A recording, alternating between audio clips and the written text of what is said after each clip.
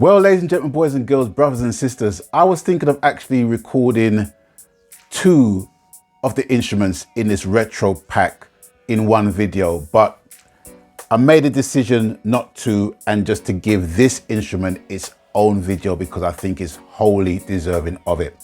Run titles.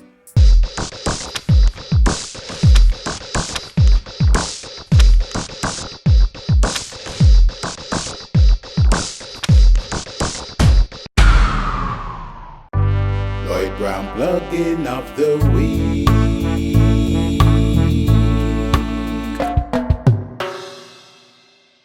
Greetings one and all, this is Lloyd Brown and welcome social media family to Lloyd Brown Music, where I'm going to be reviewing one of two plugins that's part of the retro pack bundle, which was given to me by the good people at Martinic.com after me reaching out and congratulating them on one of the plugins, which is basically available for free on their website. It's called the Keybase, which I will be reviewing in another episode. But this particular instrument, I really do think it deserves its own episode on its own because there's a lot to it. It is called the El Panther, and let's just go into some blurb so you can get a feel for where it's coming from and what it's doing and what it can do. Right, so the El Panther 300, also known as the Capri, is a classic Italian combo organ of the 60s. The instrument produces bold, rich organ sounds and has a wide range of tonal variation, 13 in all. The Panther's 16-foot, 8-foot and 4-foot stops and mixture voice levels are adjustable. Each note spans over 3 octaves. There is a bass extension into grey keys and separate volume control for bass octaves. Tone decay adds percussive effect to mixture voices. The Panther has powerful vibrato with speed and intensity control. The El Panther is also available as part of our retro pack, blah, blah, blah, blah, blah, blah, blah. All right, so let's just go into some of the specs. Okay, so features, it's all physical modeled. There's no sample used at all. The El Panther 300 went into circulation between 1966 and 1972. Enough of that. Right, so these presets are basically homages to songs, iconic songs from the 60s and 70s, all right? Even to some extent to the 80s as well, right? If you're of a certain generation, you won't know these songs, I assume, but for old farts like me, among us, we will know these, we will know these songs, all right? So, okay, let's go into Crocodile's Rock, which is basically paying homage to Elton John. Right, so we have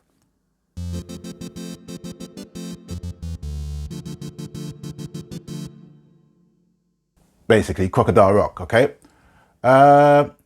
When a Man, which is paying homage to Percy Sledge. Okay, so we have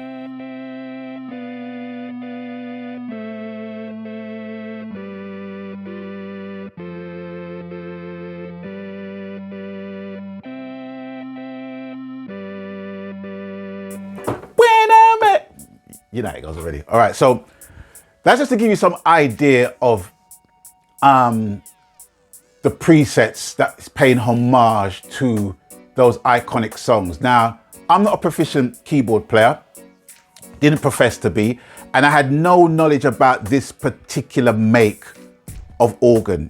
Yes, I knew about pipe organs. Yes, I know about Hammond organs, you know what I mean?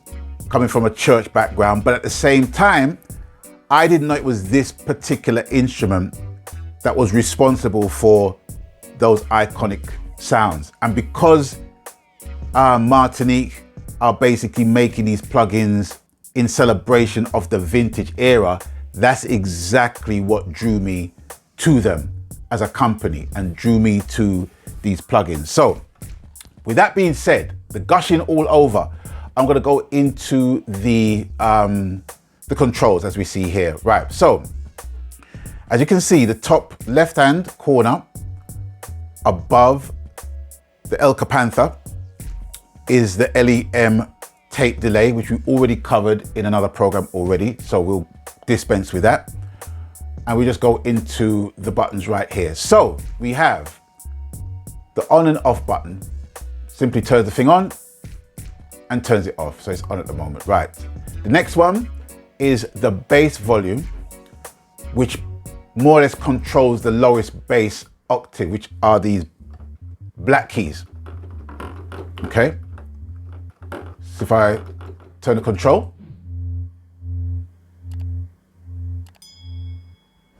right, it controls that. Okay, next to that we have the stops controls.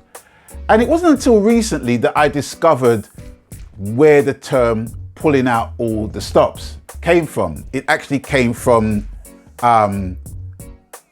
pulling the manual stops out of organs to get the maximum effect from the instrument itself. I didn't realize that. I didn't realize pulling out all the stops came from the implementation of organ playing, basically. All right, anyway, I digress. So here we have the 18-foot harmonic controls, which controls these 4 corresponding buttons here. All right, so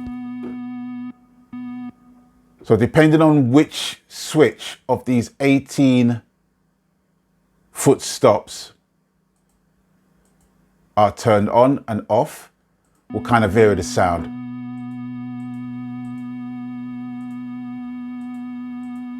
Yeah.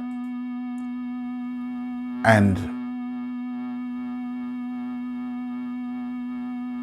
that is basically the harmonic control. So depending on the combination of buttons you are clicking and the sound that it gives,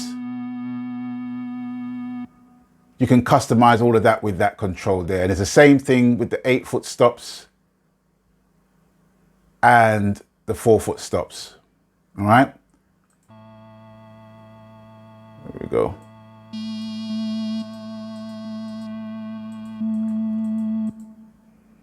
And so on and so forth. So let's go into the 4-foot stops.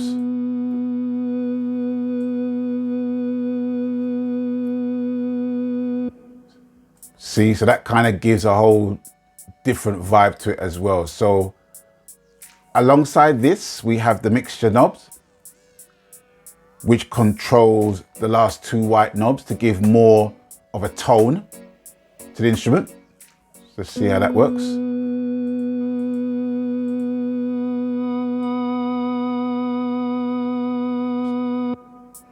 See, so you can hear the sharpness in that already. So basically, that's what these buttons do to their corresponding buttons on the right. Okay, so this button here, the bass extension, when you turn this on, it extends the bass notes from the black keys to the gray keys. Now, when I play these notes, they're not bassy at all. But if I turn on the bass extension, it will just extend the bass notes from here.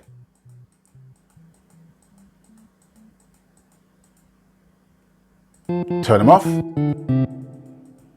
goes back to normal. So these basically serve as the white notes from here. Okay. Turn the extension on. So you have all that bass to play with. All right. So next to that, we have got the bass Bourdon 16-foot and the bass Dulciana 16-foot stops, which are basically tonal shapers. So they give tones to the bass notes. Hold on 1 second, let me just turn that down. Put the bass extension on.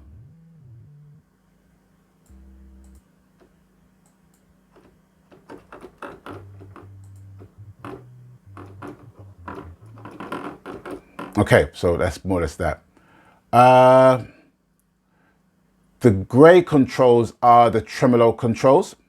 Let's have a look here. So you got the vibrato, fact, let me take off the extension.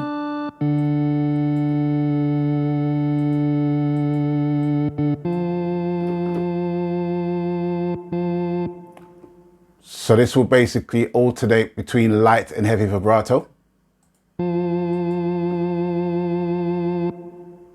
That sounds like heavy vibrato used to me. And you got the slow and fast vibrato control. That's slow. That's fast. And that switches it off. Okay?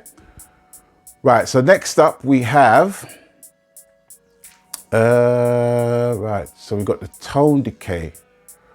Right, okay, so if we go into the tone decay, we need to go into settings. And the tone decay is this button right here. So it's more or less the decay time after you've pressed a key. Right, that's where it's at now.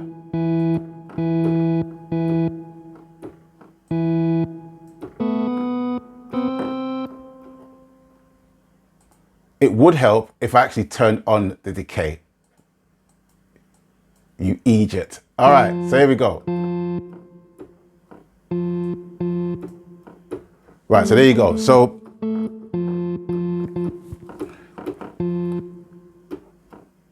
you can hear,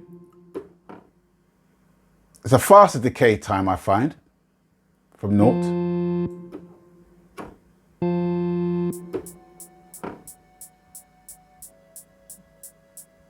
Between minimum and maximum, but it all depends on the settings of the actual notes you're playing, the actual preset you're playing as well. You're not really going to get that effect just on a bog standard initialized preset, as it were. But also it has the swell, which is the volume pedal, which is here, located there.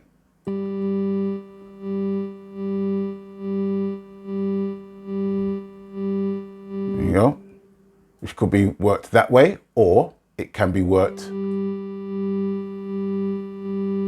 that way as well. And you can MIDI learn that to your heart's content as well, as per the key base. All right. Right. So we have the guitar amp. And if you're familiar with guitar amps plugins, these are the corresponding controls for those. And as well as the tremolo that can be switched on and off. You have a guitar cabinet emulation and the master, which more or less controls the whole instrument's volume, basically. All right, so that is pretty much it. Apart from, oh yeah, the key contact controls, which is basically, how can I explain it? When you press the keys, it will kind of give a short delay and a doubling of the key noises. Let's see if I can get that to work.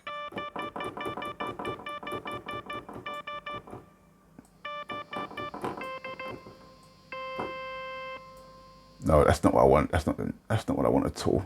Maybe it's because of the fact that I haven't got the keyboard properly customized in order to utilize the key contact. But trust me when I say that the key contact, it makes a difference between literally just pressing the key and getting the key instantly, or just pressing the key and getting a very small, like a latency thing, but you're actually getting two of the same notes when you press it. So it's a latency of the same note being played on top of the same note, if that makes any sense. All right. I'm sorry I can't be more extensive with that, but you really don't want me droning on about that one control, but trust me, it does work. All right. And this is the noise level, which is basically static noise that you can turn up, which is something akin to retro color if you want that. And it's kind of ironic because as much as our music is basically being made so clean nowadays, you know, people want to actually dirty up the sound. They want to soil the sound, but you still have plugins that get rid of sounds like that. So it's really up to the individual, you know what I mean? It's how rustic you want your music to sound, I guess. But I doubt if I'll be using this feature anytime soon. That's just gonna annoy the hell out of me, all right? But anyway, going back to that, that's more or less it. That's more or less that instrument covered, basically.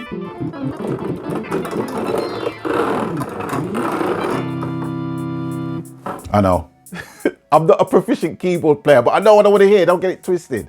All right, so I want to thank you guys for watching. Thank you guys for stopping by.